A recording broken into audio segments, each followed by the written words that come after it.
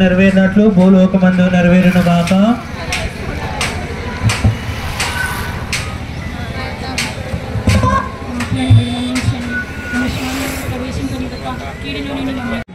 శుక్రవారం క్రీస్తు ప్రభువు సిలువను మోసి సిలువలో మరణించినటువంటి సుదినం.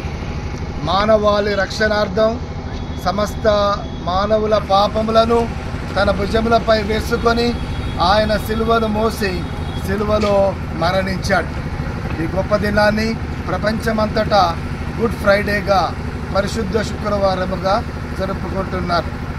అదేవిధంగా ఈ మన మహబూబాద్ పట్టణంలో ఉన్నటువంటి విశ్వాసులందరూ కూడా చుట్టుప్రక్కల గ్రామాల నుంచి విచ్చేసి ఇదే పరిశుద్ధ సేవ మార్గాన్ని జపిస్తూ పరిశుద్ధ శుక్రవార సాంగ్యములను నిర్వహించుకోవటం ఈ రోజున జరుగుతుంది. అందరూ కూడా విముక్తి పొందాలని, పాప క్షమాపణ పొందాలని, క్రీస్తు ప్రభు అడుగు జాడలో నడవాలని ఆశిద్దాం, ప్రార్థిద్దాం, దేవుడికి వందనాలు తెలియచేద్దాం.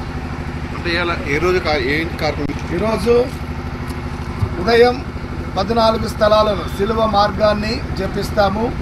మధ్యాహ్నం క్రీస్తు ప్రభువు మానవాళి కోసం పడినటువంటి బాధలను స్మరణ చేసుకుంటూ పరిశుద్ధ శుక్రవార సాంగ్యములను నిర్వహించబోతున్నాం.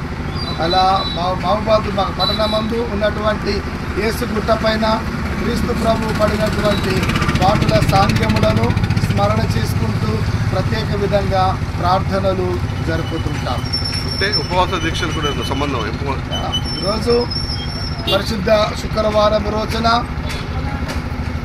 క్రైస్తవులు ఉపవాసము ఉంటూ ప్రార్థనలు చేస్తూ ఆధ్యాత్మికంగా ఇంకా పరిణతి చెందడానికి ప్రయత్నం చేస్తూ ఉంటారు.